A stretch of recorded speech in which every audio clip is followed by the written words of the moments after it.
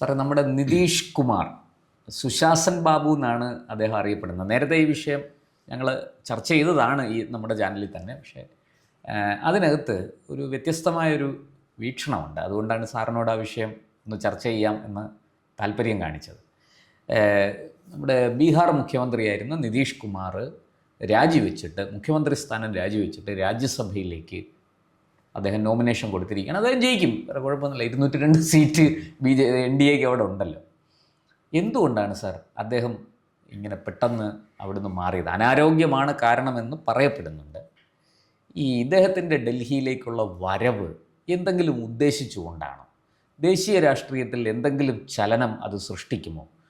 ഈ NDA മുന്നണിക്കുള്ളിൽ ഏതെങ്കിലും തരത്തിലുള്ള ഒരു അസ്വാരസ്യം അതുണ്ടാക്കുമോ? കാരണം നരേന്ദ്രമോദിയും നിതീഷും ഒക്കെ ഏതാണ്ട് ഒരേ കാലത്ത് ഒരുമിച്ച് പ്രവർത്തിച്ചിരുന്നവരാണ്, ദേശീയ രാഷ്ട്രീയത്തിൽ ഉൾപ്പെടെ. വാജ്പേയി സർക്കാരിൽ ഇദ്ദേഹം റെയിൽവേ മന്ത്രിയായിരുന്നു, മികച്ച റെയിൽവേ മന്ത്രിയായിരുന്നു, നല്ല ട്രാക്ക് റെക്കോർഡാണ്. അതൊക്കെ പരിഗണിച്ച് ഇപ്പോൾ അദ്ദേഹം ഡൽഹിയിലേക്ക് വരുമ്പോൾ ദേശീയ രാഷ്ട്രീയത്തിൽ, പ്രത്യേകിച്ചും ദേശീയ ജനാധിപത്യ സഖ്യം മുന്നണിയിൽ ഏതെങ്കിലും തരത്തിലുള്ള ഒരു ഇമ്പാക്റ്റ് അതുണ്ടാക്കും? അല്ല, അതിൻ്റെ യാതൊരു സാധ്യതയില്ല. കാരണം ഈ നിതീഷ് കുമാർ വളരെ പണ്ഡിതപ്രജ്ഞനായ ഒരു നേതാവാണ്.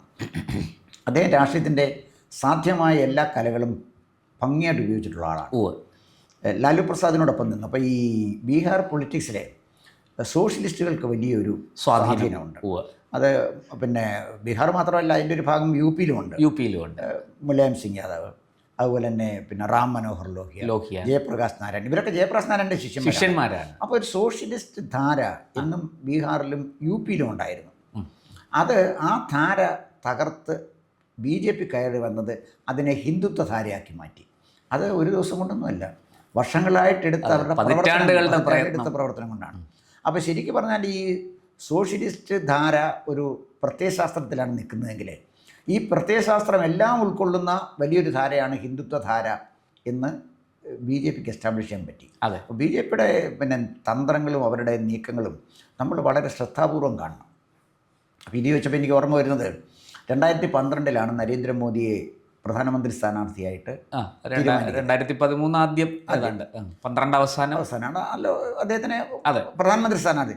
അപ്പം നരേന്ദ്രമോദി പ്രധാനമന്ത്രി സ്ഥാനാർത്ഥിയാകുമ്പോഴേ ആരൊക്കെ ഉണ്ടായിരുന്നു ആലോചിച്ച് നോക്കണം. LK അദ്വാനി, അദ്ദേഹത്തിനാണല്ലോ ഒരു ക്ലെയിം ഉള്ളത്, പ്രധാനമന്ത്രിയായിട്ടിരുന്ന ആളാണ്. പിന്നെ മുരളി മനോഹർ ജോഷി, സുഷമ സ്വരാജ്, അരുൺ ജെയ്റ്റ്ലി, രാജ്നാഥ് സിംഗ്, നിതിൻ ഗഡ്കരി പോലും ഉണ്ടല്ലോ. അപ്പോൾ അവരെയൊക്കെ മാറ്റിയിട്ട് എന്തുകൊണ്ട് വളരെ ജൂനിയറായ നരേന്ദ്രമോദിയെ കൊണ്ടുവന്നു? അപ്പോൾ അതിനകത്ത് വളരെ സിമ്പിളാണ്. 2014 നരേന്ദ്രമോദി അല്ലായിരുന്നു പ്രധാനമന്ത്രി സ്ഥാനാർത്ഥിയെങ്കിൽ BJPക്ക് ഭൂരിപക്ഷം കിട്ടുമായിരുന്നില്ല. പക്ഷേ NDA സർക്കാർ വന്നേനെ, പക്ഷേ BJPക്ക് ഇത്രയും ഒറ്റയ്ക്ക് ഭൂരിപക്ഷം കിട്ടുന്നത് ഘടകകക്ഷികൾ വേണ്ടി വന്നേനെയായിരുന്നു. ഘടകകക്ഷികൾ വേണ്ടി വന്നുണ്ടാകുന്നൊരു തകരാറെന്ന് പറഞ്ഞാൽ വാജ്പേയി മന്ത്രിസഭ പോലെ ആയിപ്പോവും. സമ്മർദ്ദങ്ങൾക്ക് വഴങ്ങേണ്ടി വരും, ഇല്ലേ ഭരിക്കാൻ പറ്റില്ല. അത് മാറി, അത് കൃത്യം കാൽക്കുലേഷനാണ്. മോദിയെ നിർത്തിയെങ്കിലേ ഒറ്റയ്ക്ക് ഭൂരിപക്ഷം കിട്ടും. അതിൻ്റെ കാരണം എന്താണ്? LK അദ്വാനിക്ക് വന്നായ ഒരു ഡിസ്ക്വാളിഫിക്കേഷൻ എന്താണെന്ന് ചോദിച്ചാൽ, അദ്ദേഹത്തിന് സംഭവിച്ചു പോയൊരു ചെറിയ പെശകാണ്, ഇന്ത്യയിലെ ഒരു വലിയ പെശകാണ്. അദ്ദേഹം ജിന്നയുടെ പിന്നെ ഖബർ സന്ദർശിച്ചപ്പോൾ അവിടുത്തെ വിസിറ്റേഴ്സ് ഡയറിയിൽ എഴുതി, ജിന്ന ഇന്ത്യ കണ്ട ഏറ്റവും വലിയൊരു സെക്കുലർ നേതാവായിരുന്നു. സത്യത്തിന് ജിന്ന സെക്കുലറാണ്. അത് പറഞ്ഞാൽ അതൊരു ഫാക്റ്റാണ്. ജിന്നയെ മുസ്ലിം ലീഗിലേക്ക് തള്ളിവിട്ടത് മഹാത്മാഗാന്ധിയുടെ നയങ്ങളാണ്. ജിന്ന മദ്യപിക്കുന്ന ആളായിരുന്നു, പുകവലിക്കുന്ന ആളായിരുന്നു, പന്നിമാംസം കഴിക്കുന്ന ആളായിരുന്നു. അദ്ദേഹം ഈ പിന്നെ ഖുർആൻ വായിച്ചിട്ടുള്ള ആളല്ല, പള്ളിയിൽ പോകുന്ന ആളല്ല, അദ്ദേഹത്തിന് ദൈവവിശ്വാസമേ ഇല്ലായിരുന്നു. അദ്ദേഹം ഒരു ഇസ്ലാമിക നിയമങ്ങളൊന്നും അനുസരിക്കുന്ന ആളായിരുന്നു, ഒന്നും ആയിരുന്നില്ല. ഒരു പാഴ്സി പെൺകുട്ടിയാണ് വിവാഹം കഴിച്ചത്. അദ്ദേഹത്തിൻ്റെ സെക്രട്ടറി ഒരു ബ്രാഹ്മണനായിരുന്നു. അപ്പോൾ സത്യസന്ധമായി പറഞ്ഞാൽ ജിന്ന ഒരു സെക്കുലറായിരുന്നു. അവസാനം ജിന്നയുടെ ഒരു കാലഘട്ടത്തിൽ ഇന്ത്യ വിഭജിക്കാൻ ജിന്ന ആഗ്രഹിച്ചല്ല, ജിന്നയെ അവിടെ കൊണ്ട് എത്തിച്ചതാണ്. കോൺഗ്രസിനകത്ത് ജിന്നയ്ക്ക് ഇടം കൊടുക്കാതെ വന്നപ്പോഴാണ് ജിന്ന ലീഗിലേക്ക് പോയത്. അപ്പോൾ കോൺഗ്രസ് ഒന്ന് ദേശീയ ബോധമുള്ള മുസ്ലിങ്ങളുടെ കേരളത്തിലെടുത്ത് വയ്ക്കും.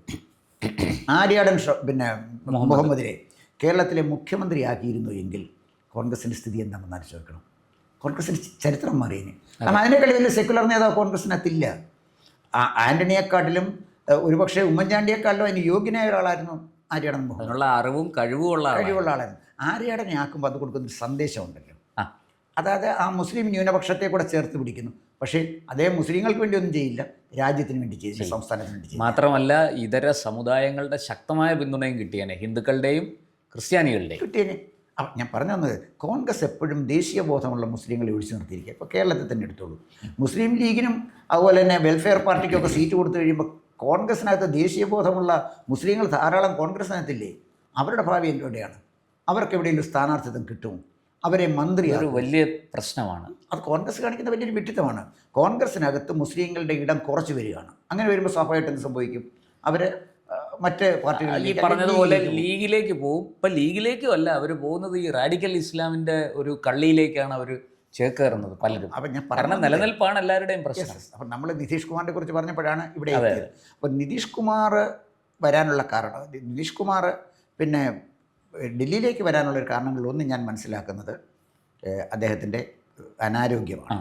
അതിൻ്റെ കാരണം ബീഹാറിൽ BJPക്ക് ഭൂരിപക്ഷം കിട്ടിയപ്പോഴും അവർ നിതീഷ് കുമാറിനെ മുഖ്യമന്ത്രിയാണ്. അതെ, മുമ്പും അങ്ങനെയായിരുന്നു. BJPക്ക് നല്ല വോട്ട് കിട്ടുമ്പോഴും അദ്ദേഹം നല്ല സീറ്റുകൾ കിട്ടുമ്പോഴും അവർ നിതീഷ് കുമാറിനെ തന്നെ ഉയർത്തി കാണിച്ചിരുന്നു. അതിൻ്റെ കാരണം എന്താണ്?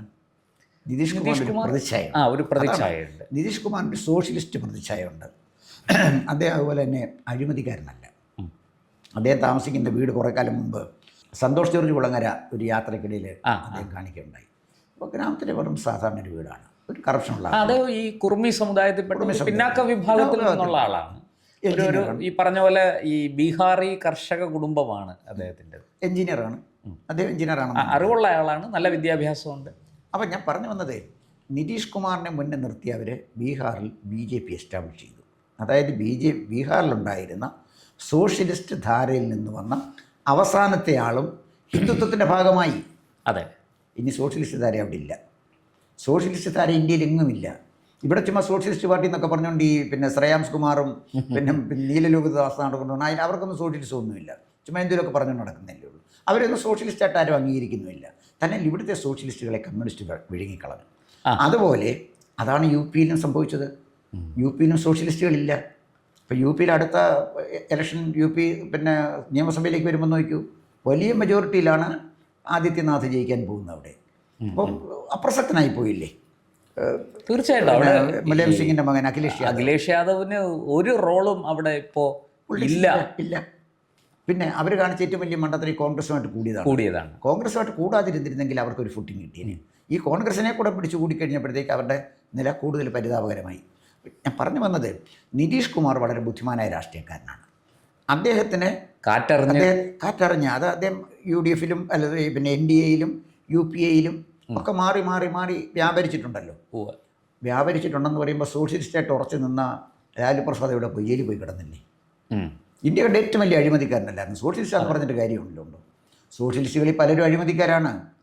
കേരളത്തിലെ സോഷ്യലിസ്റ്റുകളെ പോലെ തന്നെ ഉത്തരേന്ത്യയിലെ സോഷ്യലിസ്റ്റുകളും പിടിപ്പ് കിട്ടവരും അഴിമതിക്കാരുമാണ്. ഇവിടെ അഴിമതിക്കാരായ സോഷ്യലിസ്റ്റുകളുണ്ടല്ലോ.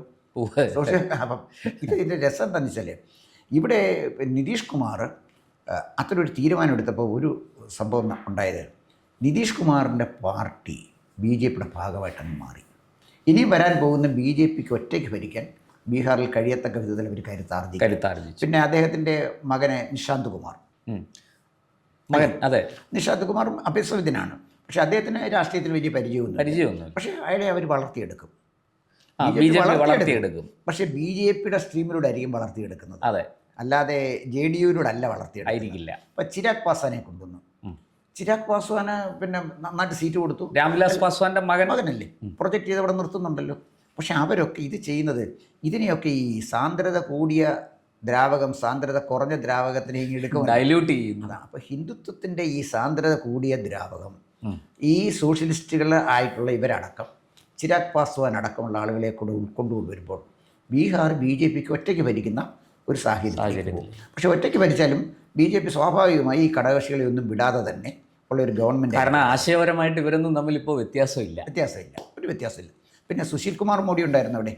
അദ്ദേഹം BJPയുടെ ഒരു തലമുതിർന്ന നേതാവാണ്. ഈ നിതീഷിനൊപ്പം തന്നെ തലപ്പൊക്കം ഉണ്ടായിരുന്ന ഒരു നേതാവ് കൂടിയാണ്. അദ്ദേഹത്തിൻ്റെ മരണത്തോടുകൂടി ഒരു വലിയ വിടവാണ് സംഭവിച്ചത്. അപ്പോൾ പിന്നെ BJPയെ സംബന്ധിച്ചിടത്തോളം BJPക്ക് അവിടെ നിലനിൽക്കാൻ നിതീഷ് കുമാറിൻ്റെ നേതൃത്വം BJPക്കും ആവശ്യമായിരുന്നു.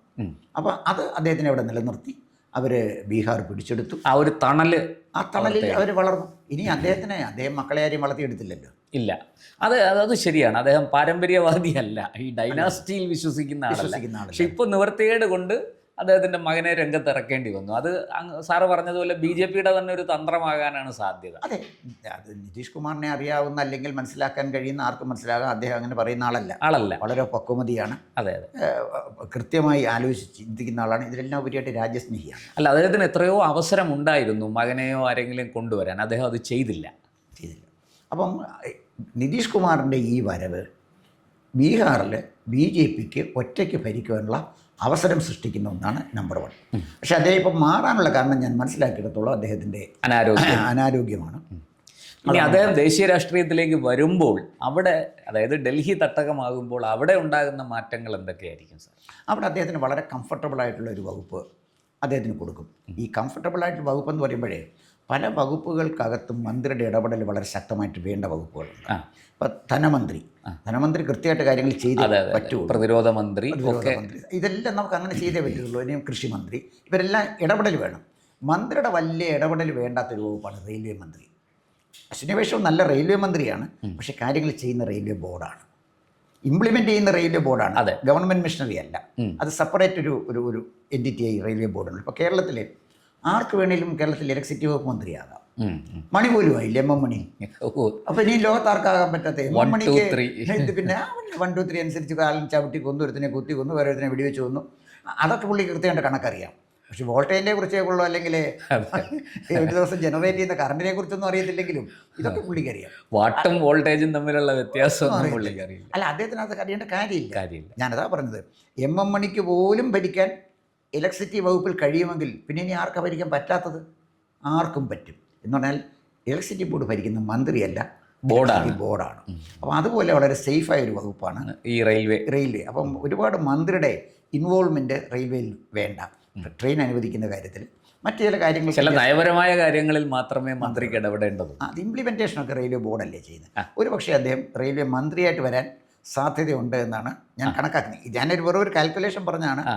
പുള്ളിക്ക് അദ്ദേഹത്തിന് സുഖമില്ലാതെ വന്ന അവസ്ഥയിൽ അങ്ങോട്ട് കൊണ്ടുപോകുമ്പോൾ അദ്ദേഹത്തിന് സഹായകമായ ഒരു വകുപ്പ് കൊടുക്കുകയും അതേസമയം ശ്രദ്ധേയമായ ഒരു വകുപ്പ്. സാർ, പക്ഷേ ഇത് നമുക്ക് കുറച്ചു കാലം മുമ്പേ, അത് 1ാം മോദി സർക്കാരിൽ ഇതുപോലെ ആരോഗ്യ പ്രശ്നങ്ങൾ കാരണമാണ് ഗോവ മുഖ്യമന്ത്രിയായിരുന്ന മനോഹർ പരീക്കറിനെ അവർ ഡൽഹിയിലേക്ക് കൊണ്ടുപോയത്.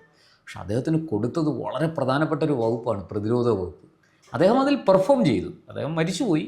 അദ്ദേഹത്തിന് ക്യാൻസർ ആയിരുന്നു, അദ്ദേഹത്തിന് പാൻക്രിയാസിൽ ക്യാൻസർ ആയിരുന്നു. പക്ഷേ അദ്ദേഹം വിദേശത്തൊന്നും ചികിത്സയ്ക്ക് അങ്ങനെ പോയില്ല, അദ്ദേഹം നാട്ടിൽ തന്നെ ചികിത്സയൊക്കെ എടുത്തു. പക്ഷേ ഈ BJP അവിടെ ചെയ്തത് അദ്ദേഹത്തെ ഇവിടുന്ന് മാറ്റി അവിടെ കൊണ്ടുവന്ന ഒരു സുപ്രധാനമായ വകുപ്പ് കൊടുത്തിരുത്തുകയായിരുന്നു. അല്ല, ഇപ്പോൾ വിദേശ ചികിത്സ അതുപോലെ ഇദ്ദേഹത്തിൻ്റെ കാര്യത്തിലും അങ്ങനെ എന്തെങ്കിലും സംഭവിക്കാം. അല്ലേ, ഞാൻ പറഞ്ഞ മറ്റേ അദ്ദേഹത്തിനെ കുറച്ചുകൂടെ പിന്നെ ഇടപെടാൻ പറ്റുമായിരുന്നു.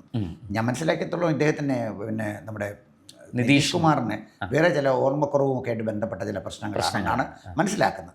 ശാരീരികമായ ബുദ്ധിമുട്ടല്ല, ചില ഓർമ്മകളൊക്കെ നിൽക്കുന്നില്ല. ഇങ്ങനെയൊക്കെ കൊച്ചല്ല ഗൗരവമുള്ള പ്രശ്നമാണ്. അപ്പോൾ അതനുസരിച്ചായിരിക്കും അത് കൈകാര്യം ചെയ്യുന്നത്. പിന്നെ ഇവിടേക്ക് പിന്നെ ആര്യ ഒരു കാര്യം പറഞ്ഞല്ലോ, മനോഹർ പരീക്കർ വിദേശത്ത് ചികിത്സയ്ക്ക് പോയില്ല. വിദേശ ചികിത്സ ഒരു BJP നേതാവിൻ്റെ പേര് പറ. ഇല്ല, സുഷമാ സ്വരാജൊക്കെ നാട്ടിൽ തന്നെ, അവർ ആൾ ഇൻസ്റ്റിറ്റ്യൂട്ട് ഓഫ് മെഡിക്കൽ സയൻസിൽ പോയല്ലോ. വിദേശ ചികിത്സയ്ക്ക് പോകുന്ന മുഴുവൻ നമ്മുടെ നാട്ടിലെ കമ്മ്യൂണിസ്റ്റ് പാർട്ടിക്കാരാണ്. കോൺഗ്രസ്സുകാരും അങ്ങനെ അധികം വിദേശത്തേക്ക് പോയി നിൽക്കുന്നു. VM സുധീരനെ കണ്ട് ചെറിയൊരു ഓപ്പറേഷൻ അമേരിക്കയിൽ ഒരു തവണ പോയിട്ടുണ്ട്. അതിന് പൈസ ഇല്ലായിരുന്നു. VM സുധീരൻ അമേരിക്കയിൽ പോകാൻ ചികിത്സയ്ക്ക്. അത് എനിക്ക് എൻ്റെ ഓർമ്മ ശരിയാണെങ്കിൽ കോൺഗ്രസ് ഹൈക്കമാൻഡ് ഇടപെട്ട് പാർട്ടി ഫണ്ട് കൊടുത്തിട്ടാണ് അദ്ദേഹം ചികിത്സയ്ക്ക് പോയത്. അദ്ദേഹം ഒരിക്കലും ജനങ്ങളുടെ പൈസ, നികുതി പണം എടുത്ത് ചികിത്സയ്ക്ക് പോയി. അതാ പറഞ്ഞത്, അങ്ങനെ ഞാൻ പറഞ്ഞു VM സുധീരൻ. അത് പൊതുവേ UDFൽ നമ്മൾ അങ്ങനെ കാണുന്നില്ല. അത് ഇല്ല, അത് VM സുധീരന് ചികിത്സയ്ക്ക് പോകാൻ പണമില്ല എന്നറിഞ്ഞപ്പോൾ സോണിയാഗാന്ധി പറഞ്ഞു പാർട്ടി ഫണ്ട് കൊടുത്ത് വിടാൻ പറഞ്ഞു. ഏറ്റവും വലിയ രസകരമായൊരു കാര്യം, പ്രധാനപ്പെട്ട ഒരു കാര്യം, ചികിത്സ കഴിഞ്ഞ് തിരിച്ചു വന്നപ്പോൾ 3 ലക്ഷം രൂപ അധികം ഉണ്ടായിരുന്നു. തിരിച്ച് വേണ്ടെന്ന് പറഞ്ഞു. പക്ഷെ അത് കേട്ടില്ല, അത് തിരിച്ചടച്ചു. എന്ന് പറഞ്ഞാലേ ഞാൻ പറഞ്ഞ ഈ നന്മയുള്ള, കയ്യിൽ കറപുരളാത്ത, മനുഷ്യത്വമുള്ള നല്ല മനുഷ്യരും നമ്മുടെ രാഷ്ട്രീയത്തിൽ ഉണ്ടാകണമെന്ന് വല്ലപ്പോഴും നമ്മൾ അനുസ്മരിച്ചില്ലെങ്കിൽ അവർക്ക് അനുയായിയില്ല, അവർക്ക് മുദ്രാവാക്യം വിളിക്കാൻ ആളില്ല, അവർക്ക് സൈബർ ഗുണ്ടകളില്ല. അപ്പോൾ അവർ വളരെ ഒതുങ്ങി കഴിയുന്ന ആളുകളാണ്. അവരെയും നമ്മൾ മറക്കരുതല്ലോ. സാന്ദർഭികമായിട്ട് ഞാൻ പറഞ്ഞെന്ന് മാത്രമേ. എന്തായാലും നിതീഷ് കുമാറിൻ്റെ കാര്യമാണല്ലോ നമ്മൾ ചർച്ച ചെയ്തത്. അദ്ദേഹം വന്നതുകൂടി ഉണ്ടാകുന്ന ഒരു മാറ്റം, ഈ NDA ഗവൺമെൻറ്റിനെ നിലനിർത്തുന്നതിൽ ഒരു പ്രധാന കക്ഷി ഇവരാണ്, JDU ആണ്. അപ്പോൾ ആ കക്ഷി തന്നെ BJPയുടെ ഭാഗമായി മാറുമ്പോൾ അതിനർത്ഥം എന്താണ്? BJPക്ക് ഏതാണ്ട് ഒറ്റയ്ക്ക് ഭൂരിപക്ഷമായില്ലേ. പിന്നെ ഇനിയും വരുന്നത് ചന്ദ്രബാബു നായിഡുവാണ്. ചന്ദ്രബാബു നായിഡുവിൻ്റെ നേച്ചർ അനുസരിച്ച് അദ്ദേഹം കാണിച്ച ഏറ്റവും വലിയ മണ്ടത്തരം അന്ന് ഈ NDA വിട്ടു പോയതാണ്. അദ്ദേഹം 2004 കഴിഞ്ഞ്, അതായത് വാജ്പേയി മാറിക്കഴിഞ്ഞ് 2009 വന്നപ്പോൾ അദ്ദേഹം വിട്ടുപോയി. അതേ മണ്ടത്തരം അദ്ദേഹം 2019 കാണിച്ചു. അതുകൊണ്ട് എന്താ സംഭവിച്ചു? അദ്ദേഹത്തിന് തന്നെ ദോഷമുണ്ടായി. ഇപ്പോൾ അദ്ദേഹം ആ യാഥാർത്ഥ്യം മനസ്സിലാക്കി. ഇവരെ ഈ പിന്നെ കമ്മ്യൂണിസ്റ്റ് പാർട്ടി നേതാക്കന്മാർക്ക് ഒരു ഗുണമുണ്ട്. അവർക്ക് ആടിനെ പട്ടിയാക്കാനും പട്ടിയെ പേപ്പട്ടിയാക്കാനും. ചന്ദ്രബാബു നായിഡുവിനെ പ്രധാനമന്ത്രിയാക്കി സ്ഥാപിച്ചു വെച്ചു സീതാറാം യെച്ചൂരി. ആ വാഗ്ധാരണയിൽ വീണുപോയി. എന്നിട്ട് എല്ലാവരും കൂടെ ചെന്നിട്ട് ഇങ്ങനെ കൈപൊക്കി കാണിക്കും. അവരുടെ മീറ്റിങ്ങിൻ്റെ ഒരു പ്രത്യേകത കണ്ടില്ലേ? എല്ലാവരും കൈ കോർത്ത് കൈ പൊക്കി കാണിക്കും. കൈ താത്തിടുമ്പോൾ അടിയും തുടങ്ങും. പ്രത്യേകത. അപ്പം ചന്ദ്രബാബു നായിഡു ഇന്നത്തെ സാഹചര്യത്തിൽ ഒരു കാരണവശാലും ഈ മുന്നണി വിട്ടു പോകാനുള്ള സാധ്യത, NDA വിട്ട് നശിച്ചുകൊണ്ടിരിക്കുന്ന ഇന്ത്യ മുന്നണിയിൽ ആരെങ്കിലും, അതും രാഹുൽ ഗാന്ധി നയിക്കുന്ന സംവിധാനത്തിൽ ആരും പോകില്ല. വിവരമുള്ളൊരു ആരെങ്കിലും അതിനകത്തുള്ളവരെങ്ങനെയും രക്ഷപ്പെടാൻ നോക്കുക. അപ്പോൾ അതുകൊണ്ട് ഈ ഘടകകക്ഷികളിൽ ഒന്നുകൂടി BJPയുടെ ഒപ്പം വന്നു കഴിഞ്ഞപ്പോൾ പിന്നെ സംഭവിക്കുന്നൊരു കാര്യം വെച്ചാൽ ചന്ദ്രബാബു നായിഡുവിൻ്റെ പാർട്ടിയേ ഉള്ളൂ. ഗവൺമെൻറ് കൂടുതൽ സുസ്ഥിരമായി. നിതീഷ് കുമാർ അല്ലേ തന്നെ കലാപമൊന്നും ഉണ്ടാക്കില്ല. അദ്ദേഹത്തിന് കംഫർട്ടബിൾ ആയിട്ടൊരു വകുപ്പ് കൊടുക്കും. അദ്ദേഹം അന്ന് ഈ 2014 അദ്ദേഹം വിട്ടുപോയത് തന്നെ വാസ്തവത്തിൽ LK അദ്വാനിക്ക് അവസരം കൊടുത്തില്ല എന്ന പരാതിയായിരുന്നു അദ്ദേഹത്തിന്. LK അദ്ദേഹം അദ്വാനിയെ തൻ്റെ ഒരു രാഷ്ട്രീയ ഗുരുവിനെ പോലെയാണ് കണ്ടിരുന്നത്. അതുകൊണ്ട് തന്നെ ഈ മോദിയെ കൊണ്ടുവന്നപ്പോൾ മോദി താരതമ്യേന ജൂനിയറാണ്, അദ്വാനിക്ക് ഒരു അവസരം കൊടുക്കാം എന്ന് അദ്ദേഹത്തിന് അങ്ങനൊരു വാദമുണ്ടായിരുന്നു. പക്ഷെ അത് BJP അന്ന് അംഗീകരിച്ചില്ല. അതായിരുന്നു സത്യത്തിൽ അദ്ദേഹത്തിൻ്റെ പോക്കിനുള്ള ഒരു പ്രധാന കാരണം. അതല്ല, നിതീഷ് കുമാറിൻ്റെ ഒരു രസകരമായ സ്റ്റേറ്റ്മെൻറ്റ് ഞാൻ ഓർക്കുന്നു. അദ്ദേഹം പറഞ്ഞത് വാജ്പേയിയെ മുഖ്യമന്ത്രിയായപ്പോൾ വാജ്പേയിയെ കണ്ടു ചോദിച്ചു ഞാൻ എന്താ ചെയ്യേണ്ടത്. വാജ്പേയി പറഞ്ഞു നിതീഷ് ഒന്നും ചെയ്യേണ്ട, ബീഹാറിനെ നെടുകയും കുറുകയും പരമാവധി റോഡുണ്ടാക്കിയാൽ മതി, ബീഹാറിൽ വികസനം വരും എന്ന് പറഞ്ഞു. ബീഹാറിൽ നല്ല ഒന്നാം തരം റോഡുകളുണ്ടായി. ബീഹാറിൽ നല്ല റോഡുണ്ടായപ്പോഴാണ് നമ്മുടെ ഈ ജൂഡോ യാത്ര, ഭാരത് ജോഡോ നമ്മുടെ രാഹുൽ ഗാന്ധിക്ക് നയിക്കാൻ പറ്റിയത്. അപ്പോൾ ഈ നല്ല റോഡല്ലേ, ഈ റോഡിൻ്റെ ഇരുവശത്തും ആളുകൾ ഇങ്ങനെ നിന്നപ്പോഴേ രാഹുൽ ഗാന്ധി വിചാരിച്ചു ഇതെല്ലാം അദ്ദേഹത്തിനുള്ള വോട്ടാണ്. മനോരമ എഴുതി രാഹുൽജിയാണ് നേതാവ്, മൊത്തം രാഹുൽജിക്കാണ് കിട്ടാൻ പോകുന്നത്. രാഹുൽജി ഒരു ബുള്ളറ്റ് ബൈക്കിൽ ഇരിക്കുന്ന പടം മനോരമ കൊടുത്തു. കളർ കൊടുക്കാനൊക്കെ അതുകൊണ്ടാണ് എനിക്കൊന്ന് ബ്ലാക്ക് ആൻഡ് വൈറ്റാണ് കൊടുത്തത്. സാറിൻ്റെ കളർ ചിത്രം കൊടുക്കേണ്ടതായിരുന്നു. അപ്പോൾ എന്തായാലും അവരിതെല്ലാം ചെയ്തു. അവസാനം 6 സീറ്റ് കിട്ടി. അവരൊക്കെ അപ്പോൾ ഈ സാഹചര്യത്തിൽ ബീഹാർ കോൺഗ്രസ്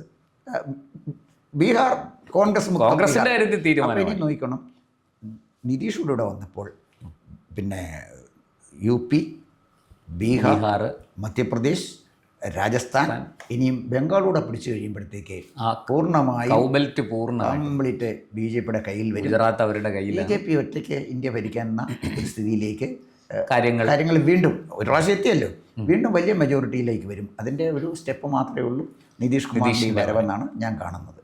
തീർച്ചയായിട്ടും നമുക്ക് കാത്തിരിക്കാം ദേശീയ രാഷ്ട്രീയത്തിൽ ഇതുണ്ടാക്കുന്ന മാറ്റങ്ങളും പരിവർത്തനങ്ങളും ഒക്കെ. നന്ദി, നമസ്കാരം. കൂടുതൽ വാർത്തകളും വിശേഷങ്ങളും നേരിട്ട് ലഭിക്കാൻ ജനങ്ങളിൽ നിന്ന് ജനങ്ങളിലേക്ക് ജനഭൂമി ന്യൂസ് സബ്സ്ക്രൈബ് ചെയ്യൂ. ബെൽ ബട്ടൺ അമർത്താനും മറക്കരുത്.